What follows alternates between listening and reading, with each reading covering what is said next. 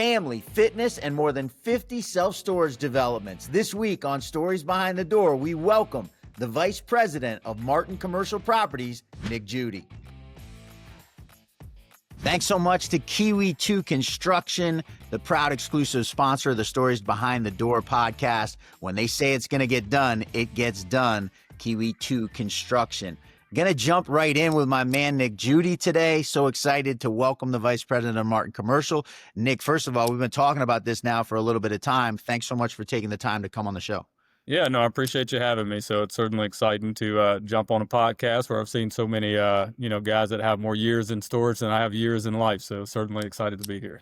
That's awesome. Well, listen, we've gotten a chance to know each other pretty well over the last few months. You came up to New Jersey and we got to hang out and play a round of golf and have a great lunch and, really kind of got to dig into your story, which is why I'm excited to have you on the show. There's some things that I really want to touch on today. I always start the show the same way, though. I love to hear how people got involved in this wonderful niche asset class of storage that we find ourselves in. I find nobody ever tells me, except for I had Alex Burnham on the podcast yesterday. He was born into it. That's like the only exception of people that get into storage on purpose. How did Nick Judie find himself in this asset class? Yeah, I would say, unfortunately, I'm going to follow the rule and not the exception. So I certainly stumbled upon self-storage, didn't go to school and say, man, I'm going to be a self-storage contractor. That's the dream. I worked for a GC out in Houston, and they were doing a lot of office buildings and, religious facilities. And the office building sector in Houston completely fell off a cliff. And storage came in and filled it up and some. And so that's how I started building my first storage back in 2014 and have been after it ever since. But it was a necessity, not a purposeful thing. Yeah. Funny enough, they actually had a self-storage on their website, and a developer called and said, "Hey, I see you guys do self-storage." And it had been probably 15 years since they had touched the storage, and they said, "Yeah, we know self-storage, so we love to do it." And then we did 5 or 6 before I left the company and moved to the Southeast. So talk to me a little bit about your journey, because you grew up in Texas. Take me back to the beginning. And one of the things that I wanted to talk to you about a little today is your college education. This is something that I was a little bit jealous of as we were talking about it. You had some mentors when you go through college that really kind of helped you guide yourself to a career that you enjoy. Yeah, so I had a professor that I talked to. So I went to school originally for engineering. So you hear about lawyer, engineer, or doctor. You got to pick one of those, right? And I want to be a contractor. And build things. And so I thought engineers are the guys that build it. So that's what I want to do. Not the architects that design it, but the engineers that build it. And of course I was completely wrong. And so I talked to my advisor, and he said, you're going to sit behind a desk every day as an engineer. That's, if you want, what do you want to do every day? And I said, I want to get out to the field. I want to see the construction. I want to negotiate. I'd love to wear a dress shirt from time to time. I want to go out and again, see the construction. I want to be involved with engineers and the design. And he said, construction science and management, that's the way to go. You get some of the engineering with the science portion, and you get the management portion, and you get all the construction. So he said, that's the perfect field, which I'd never heard of. And so it was great advice to me, because, what I do every day is exactly what I wanted to do. I absolutely love that you had a mentor early on. I'm going to go back to my now boss, Barry Sherman, a few years ago. I was in my late 40s before I had a mentor kind of ask me a similar question. So I'm a little jealous. That's the first time I ever heard the word business development. Was Barry Sherman he looked at me and he's like, "Hey, I know what you like to do and I know what you're good at. You should look for business development." I'm like, "What's business development?" Yeah. It sounds like a fancy word for sales. But you had that early on, and you've been able to follow that path and really kind of stay in a lane that you've enjoyed. Yeah, no, without a doubt. I mean, and certainly I've, at the growth throughout my career, I'm a fairly young person in the industry. And so, certainly my growth has been great because of mentorship, not only choosing the right career field, but, working with mentors that had 30 years of experience within general contract and really excelled, allowed me to ask questions, learn from their experience, understand, the do's and don'ts. And so it's been nothing but exceptional for me. And so it only, lends my time to more folks with more gray hair. Tell me a little bit, and I'm always intrigued by this because it took me a long time to kind of like have goals and have an idea of what I was striving towards. How did you know early on as you're going to college that you wanted to do construction and you wanted to be out in the field? You didn't want to be sitting behind a desk. How did you kind of figure that out? Yeah, good question. So a lot of folks don't get that far to ask that question. So actually, I realized I wanted to be a contractor when I was like 8 years old. So I actually saw a magazine that had this building that, if you remember Men in Black, they had a spaceship building and it flew off, and so it had a design like that where it said, this is a condo. That's you catch an elevator up, and at the full floor was a condo. And I thought that was pretty cool. That's something that I could see myself being involved in. And then I'd go, I always had my eyes, and I still do it now. My wife gives me a hard time about it, where my eyes are always on construction. When I'm driving by a job site, I see the Tonka toys when I was a kid. That's what I wanted to play with. That's what I enjoyed. And I just enjoy seeing construction, seeing things get built, and that vision that you need really to try to create, this building out of a dirt path or a, field of trees.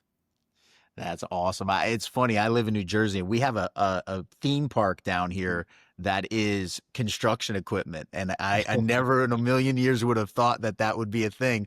But Yeah. it's kind of my best friend growing up brought his kids down, and he's got two boys. And we went over there as an absolute blast, getting to drive in the big trucks and operate a crane and all Yeah. that stuff. So kind of neat that you were able to understand it early, but moreover had the gumption to kind of follow that path and stick with it. Yeah. Yeah. Yeah. I would say certainly. Yeah. I'm going to dig in. You mentioned your wife there, and we're going to talk about that a little bit. I'll come back to that. I want to dive in. You had mentioned about, 2014 office slows down in Houston. You guys kind of pick up self-storage. We're not in the easiest time for self-storage development right now. So I was interested to pick your brain as a GC even more since we were, it's been a month and a half since we were together. Since that time, as I've been digging into the numbers, something that shocked me, actually, I think there were about 1,300 storage facilities delivered each of the last 2 years. This year, there's 560 under construction. That's Radius Plus's advocate, using them as a database. So, give or take a little bit, but still like half as many facilities currently under construction. You're a better judge than I, but you don't get these things built in 6-7 months. They're a year plus construction timeline. We're going to see almost a 50%, maybe more than 50% drop in the total number of developments happening. How do you as a GC navigate what's become I would say, significantly tougher construction environment? Yeah, I would say, as a GC, it's a little more navigable where you can diversify. You don't have to only build self-storage. If you wanted to stick in only self-storage, of course, it's a benefit and a curse, of course. I mean, that you don't have the work. That means everybody's margins, get tighter.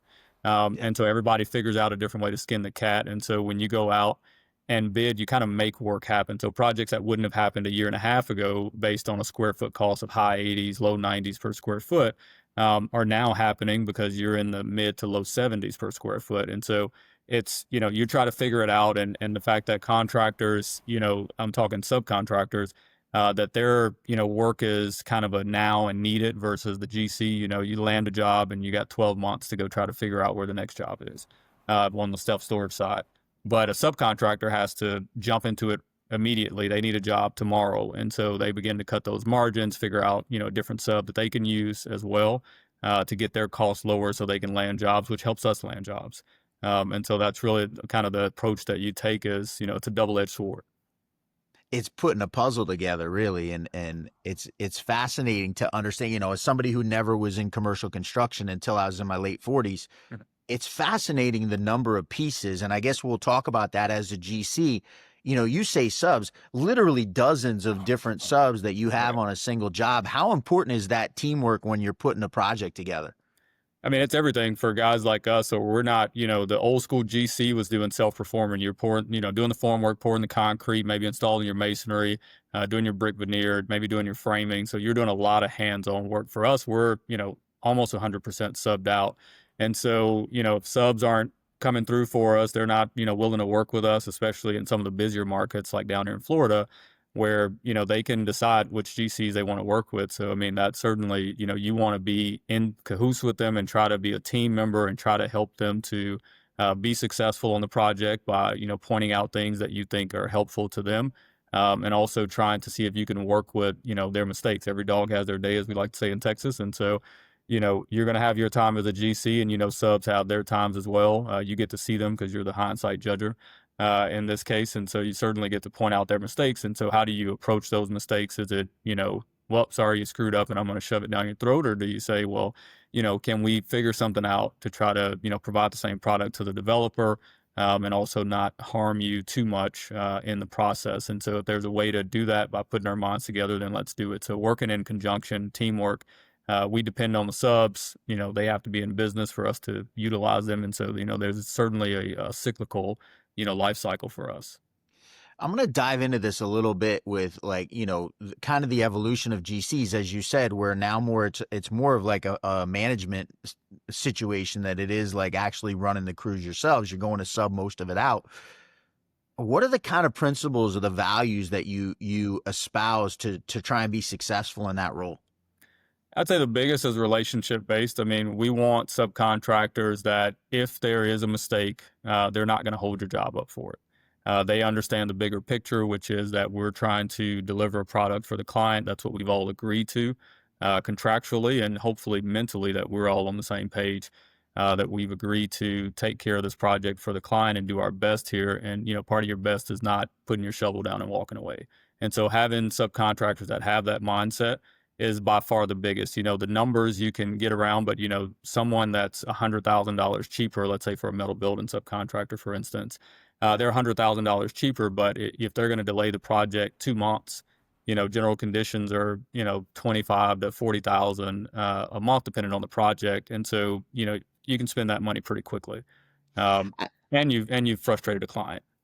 I love you brought up the general conditions. It's one of the things that jumped out to me when I first saw a budget for construction, right? And I had come from residential and an expensive renovation on a residential house is a couple $100,000 on a high-end flip. That's like less than the general conditions budget for one of these jobs. To your point, and maybe explain a little bit for those of the people that are watching that aren't necessarily familiar with every aspect of a budget on a storage job. Sure. You can explain a little bit of what general conditions is, but to your point about managing time, these are super expensive projects, and time passing sometimes is the biggest killer, right? Yeah, no, without a doubt. So I'd say, time is, they say time is money, and for sure in contracting, you can appreciate that between liquidated damages if you have those in the contract, or just the fact that you miss the opportunity cost of going and build another project. What a lot of developers see is like, hey, why don't you finish? I'd love for you to get off the job so I can start making money.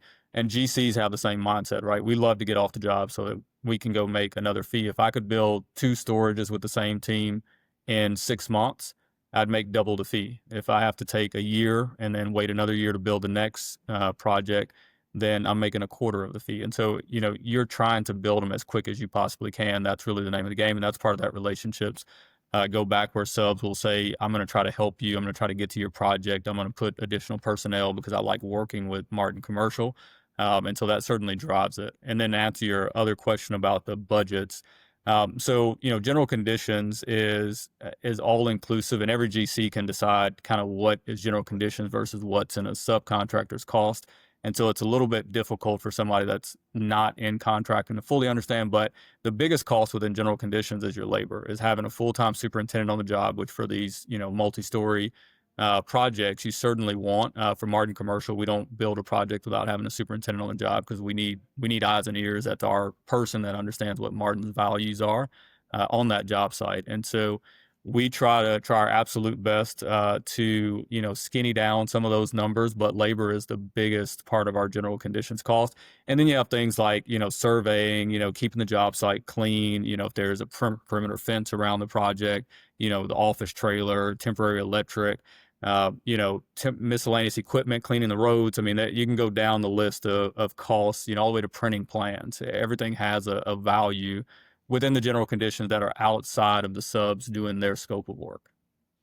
It's one of the things I love about what I'm doing is just the sheer I mean, you went through it, the sheer number of people when you go to one of these jobs, a typical storage facility I'm seeing right now, budgeted between 15 and $20 million all in to build the thing. There's a whole lot of people that are employed through that, through that expense through the course of a project, which I find fascinating.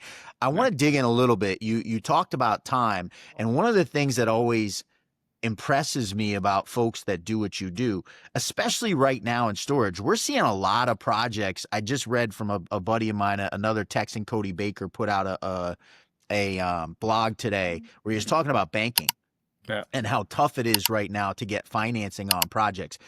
This is all leading up to the question of how do you navigate? Sometimes the developer will plan, right? Like, hey, we're planning on breaking ground August 1st. We think we're going to have everything in order, but it's not August 1st. It might be January. It might be March. It might not even happen. How do you navigate that as the GC? Yeah, I mean, that's certainly one of the tougher parts of the business, I would say, but it's something that is coming. So you can almost depend on every project starting later than what was planned. And it's probably going to be a quarter at a minimum and probably 2 quarters on average. And so you know that that's coming up. And so it's very much, I worked for a guy years ago that used to say, when we get there, we'll figure it out. And it's like, it used to drive me insane because I'm a very planned person, especially coming fresh out of college. You're, extremely planned. And it's like, this is how things should work. It should take, 3.33 hours to lay this piece of pipe. Everything is very down to the number. And he'd say, when we get there, we'll figure it out. It's like, what if we win all these jobs? I had a role in the operations piece it was a civil company. And said, what if we win all these jobs? Then we're going to need, 3 motor graders. We're going to need, a 300 class track hoe. We're going to need 4 more operators. And he said, we get there, we'll figure it out, right? And if you win all these jobs, we're in a world of hurt, but that's a good problem to have. Yeah. But the likelihood is you probably won't. It'll work, it'll work itself out. And so that's usually what happens is, you have capacity as a GC where you may run, let's say if you run 6 jobs, you probably have the capacity that you could do 10. And so most often you're landing 6, maybe you get 7. And then if you happen to win a couple extra, you're at 10. And then, if you had to stretch a little bit, maybe you hire one other person, but for the most part, you could run that 6 to 10. And so that range exists. And there's always help that's needed. So while you're waiting for projects to start, you can move resources to another project. You can get something else done. You can service a client a little bit better. There's a lot that you can get done. A lot of things that I like to call our honey-do list. And so we have a honey-do list as a general contractor of things that we need to get done, that we want to get done internally, that we want to get done for clients. And so we will certainly, utilize our resources, our personnel to keep up with those in between the project starting. I love that. I wanted to discuss a little bit because the way we kind of connected, I know you reached out to me after I had Patrick McAllister on the podcast, another Tampa local storage building company. How important is our relationships, especially at a time like this where it is a challenging environment and, very different than it was in 2021 where, it seemed like everyone could get a permit and get something to, find money was essentially free. Yeah. How much more important are relationships now than they were even 3-4 years ago? Yeah, well, Patrick will certainly tell you this. We're not above making a phone call and saying, hey, we really want this project to move forward. Like, do you have any fluff in here? Can we get a different vendor? Can you buy material somewhere else? Can you self-perform because he has his own labor as well? Can you self-perform this project and maybe cut some costs here? And so we'll have that type of conversation. That's where the relationship comes in, where it's not, the mean GC that's trying to take advantage of you, where we've done enough work together that you realize, most often, your number's your number. You won the job fair and square and you're going to sign a contract with us. But there are those times where it says, look, this project may not move forward. The developer is right on the edge. And so we're going to all the subs, that we have relationships with, which are primarily who bid to us. And we are trying to say, look, we want this job to be a reality. We want to work with you. What can you do to help? And maybe that's VE options, and maybe that's just a voluntary deduct. And so we certainly do our best to move projects forward. So thankful to have that deep conversation on the GC side of it. I'm going to pivot. I promised I was going to talk a little bit about family, and we had a chance to really talk about family when we hung out and played golf, and I love that. It was kind of your philosophy that you shared with me, and I'm very similar in the way I'm wired. So honestly, it's why I do this podcast, right? The podcast is called Stories Behind the Door. It's not called What's Going On in Storage. Right. Your family's really important to you. Tell me a little bit about that and kind of take me through meeting your wife and that story and building a family. Yeah, so I'd say family is certainly extremely important to me. So, I mean, it's the driver for me beyond working. I always tell everyone, I could go work at McDonald's and be just as happy because I have my family, right? And so family for me is the, the starter of my day, and beyond that, everything else is pretty good. It doesn't really matter what else falls into place. And so my wife, meeting her is actually, it's a great story. So I'm one of those people that believe things happen for a reason. And things are going to fall into the places that they should fall into. And so my wife's actually from Ethiopia. She moved here in 2007, and she happened to move to Texas. So, if you understand the Ethiopian population, not a lot of Ethiopians in Texas. Most of them are in DC, they're in LA, Atlanta. Those are big markets for Ethiopian people to move into when they come into the country. Huge Ethiopian communities there. Not a lot there in Dallas, and certainly not in Commerce, Texas, Yeah. which is a very small city. And so she was certainly the lone Ethiopian there. But she came to Dallas, lived with her sister, which was in a suburb right outside of Dallas, and she was going to Collin County. And so, doing her, introductory classes, and she was going to transfer to a university. Had no intention of transferring to A&M Commerce out in Commerce, Texas. And it just popped up on her radar. She heard about it, decided to go to the school, and went there. It's not a great school for someone that became a physician, which is what she decided to become. And so not a great school for that purpose, but that's where she wanted to go. And I actually I was going to go to UNT, and I didn't tell you this part of the story when we golfed, but I was going to go to UNT, and my grandmother and my mom both got laid off. And so they were both completely unemployed. And I said, I'm going to stay a little bit closer to home. I want to be able to drive home in 45 minutes, and continue working in Dallas, while I pursued my degree, so that I could help with the bills a little bit. So I, said, all right, I'm going to Commerce, right? And so we both end up at Commerce, that we, shouldn't be in Commerce. And then the part that I did tell you about, which is that I took a class that I didn't need to take, which was calculus-based physics. So I loved physics. That was, one of my favorite subjects in high school. And so I wanted, a tough subject in college, and just to challenge myself. And so I enjoyed it, and didn't need it for my degree, but just enjoyed taking the class. And so I took, first semester, I took the class, and then I took right after the second semester. Well, she took one semester of the physics, and then she skipped a semester. And so she took her second semester with me. So we ended up in the same class, that, again, in a school we shouldn't have been in a city that we both shouldn't have been in. And we ended up meeting. And the first day she walked into class, she said, "Is this the right class?" And I said, "Yeah, it sure is. Let's come on." And so she walked in, sat down, and I remember telling my best friend of 30 years now, that I said, I met this girl today. I said, she is beautiful. I said, she's going to be my girlfriend, right? And of course, years later, she's been my wife, and we've been together for more than 16 years now. I love that. You've talked to me about this. She's a physician, and it's actually an area that I wanted to cover with you. It's something we talked about when we were golfing.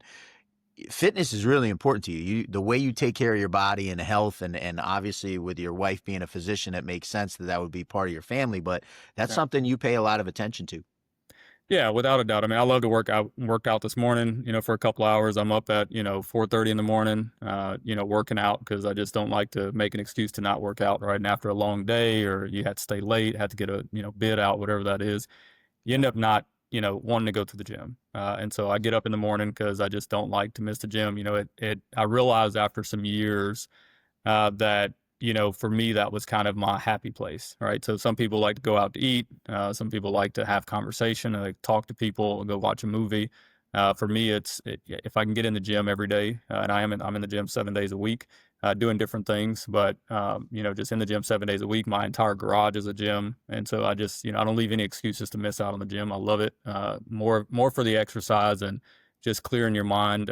Being able to put your hands, without sounding like too much of a gym buff, but certainly to put your hands on the steel is certainly enticing, and it just clears your mind for the day.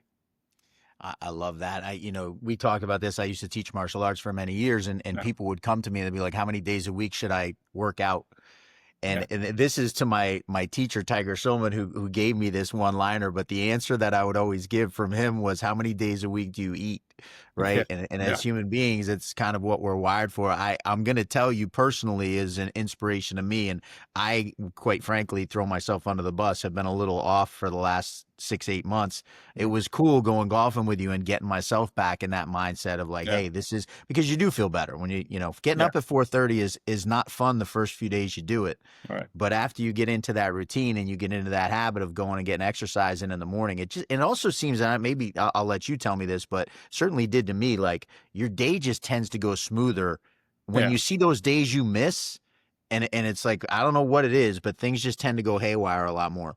Yeah, I mean, certainly, I think you calm yourself down. You go in there, lift weights, and you're just kind of relaxed all day. A lot of folks that I work with tell me that you're kind of like the smooth jazz guy at the night. You're very chill, same response. Hey, the building's burning down. It's like, all right, let's figure it out. Hey, somebody got married. It's like, oh, it's great, congratulations. Like it all sounds the exact same. And so I think that calmness in the morning, just certainly, especially as a contractor. I mean, you get 1,000 things thrown at you. Are you getting, going to arbitration with someone, some sub walk off the job site, or, did you win a contract that you really wanted? There's emotions up and down, and it's minute to minute. And so certainly I think that calms you down in the morning, and you have it over with. You've accomplished, something big in the morning before you even walk in the office. I love that. It reminds me of my very first real estate mentor.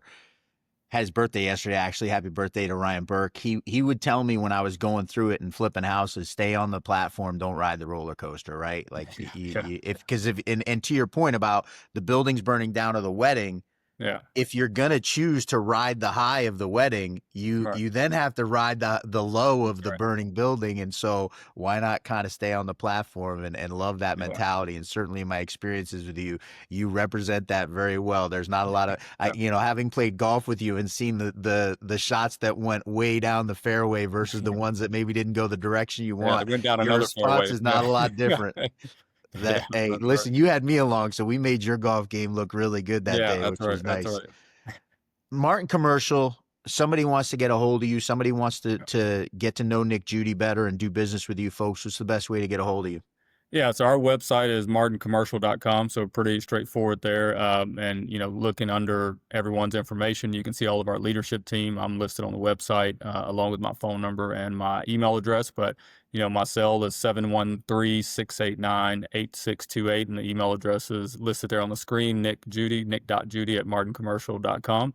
So, send me an email. I'll always respond to emails within 24 hours. So even if it's that I can't respond within 24 hours, I'll certainly get back to you. So if I hadn't responded to you in 24 hours, it's certainly a good idea to try to follow up because I probably didn't get the email or it may have been mistyped or, folks often put a K at the end of Nick. And so that may have happened as well. But certainly I didn't even get into this. Yeah. Nick is not your full name.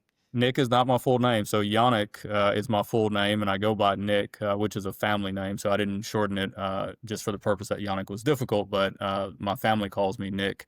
And so that's what I grew up hearing all the time. And so I still use Yannick on contracts, but Nick is what most people know me by. I thought this was hilarious because I grew up, my mom is a massive tennis fan. She doesn't have television. She has the tennis channel. That's it. All she watches is tennis.